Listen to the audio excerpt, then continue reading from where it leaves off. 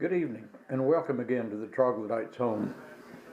Today is January 26, 2015. My opinion tonight has to do with the President of the United States. What has he done for us?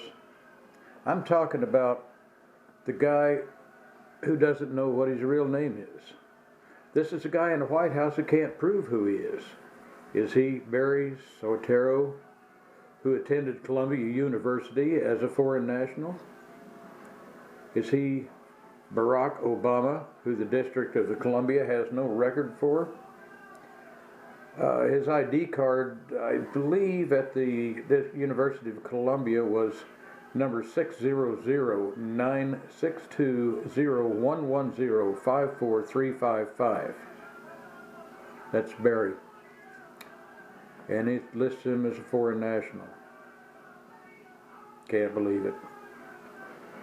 Or is he the same Barack Obama who claims that he was born in Hawaii on August 4th, 1961, and whose birth is registered in Coast Province, Republic of Kenya on page 5733 in the Providence Book 4413 on August 9th, 1961. It doesn't matter. It's not the first time he's lied to us, and it won't be the last. His performance in the White House leaves a lot to be desired. Take a look. What's he done since he's been here? He's proven, number one, that he hates cops. He's proven that over and over. Do you remember the infamous beer summit? I had to do with a Professor Henry Lewis. He's a black man who wrongfully challenged a Cambridge, Maryland police officer. Police officer happened to be right. Sorry, Professor, you were wrong. Obama jumped on this, and the first thing he does is scream all this. Poor black man was assaulted and arrested by the police officer, and he had no business, and he ought to be fired. What did he do? He ended up buying a cop a beer in his own backyard. Cop never drank it. Had no respect for him, and I don't either, and you probably don't. Probably should have kept his racist mouth shut. And let's walk down the road a little bit farther, if you will remember the Trayvon Martin incident. Now, Trayvon was kind of a bad guy, okay? He's a wannabe bad guy. And somehow or another, he encountered a Mexican neighborhood watch volunteer. Decided he's going to take a punch at him. Got him down, thumped him a little bit. Unfortunately for him, the guy was armed. And he shot him. And he killed him. Hadn't been there, hadn't done that, it wouldn't have happened. Obama screamed like a banshee.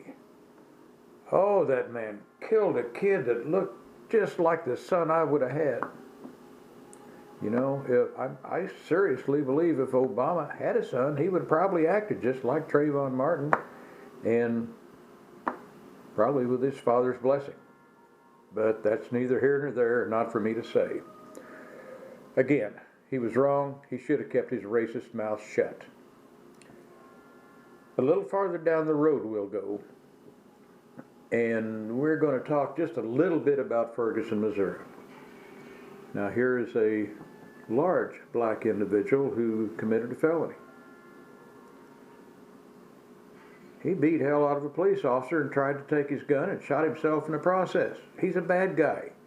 Shouldn't be on the street. Cop tried to arrest him. Ended up attacking the cop again, and he got shot and killed. And here comes Obama with a whole posse. This time, by God, we're going to put a policeman in jail. The grand jury refused to indict. He said, well, we're going to file federal charges because I don't like policemen shooting my black buddies. the federal government couldn't find anything to indict the officer for. He was right in what he did. But Obama went on and on and on with these racist rants.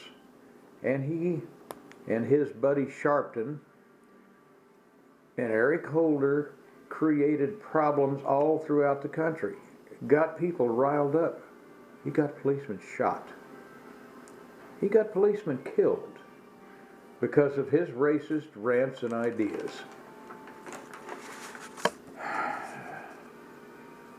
We can't go on like this. Let's take a look at what he's done with the United States Marines. Sends them across the seas to fight.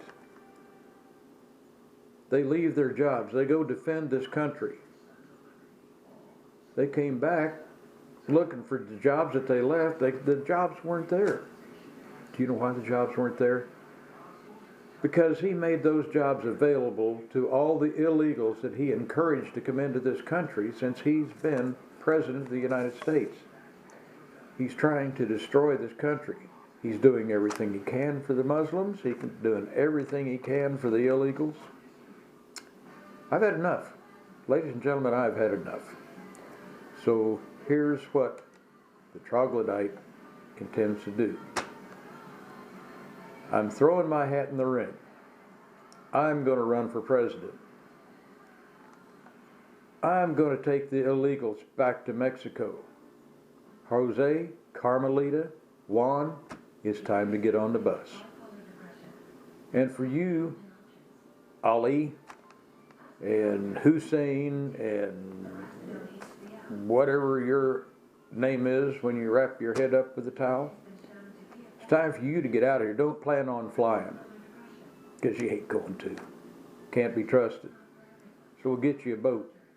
Then you got to trust me. Because when I'm president, I'm going to clean this country up. I'm running the illegals out. If you want into the country, you're welcome. You come in the right way, just like my ancestors did. Just like your ancestors did. We didn't sneak across the border and ask for everything to be given to us. We came in and we found jobs.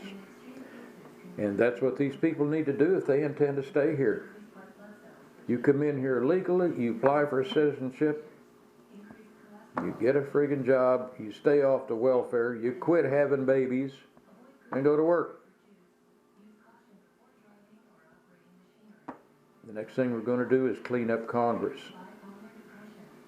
And that's going to take some cleaning. You know, they said things are going to be better now that we have a Republican Congress. We can get back everything that we lost. We can get our oil wells drilled. We can have our salt mines. We can have whatever we want. And we're even going to do away with Obamacare. But guess what? They haven't done a damn thing since they got there but run their mouth. So guess what? It's time for us to run them out. Vote them out. Every incumbent who is there goes away. And the Troglodyte will be president. Remember this. You vote for me, I'll set you free. You have a wonderful night. Thank you for your time. And the Troglodyte will talk to you tomorrow.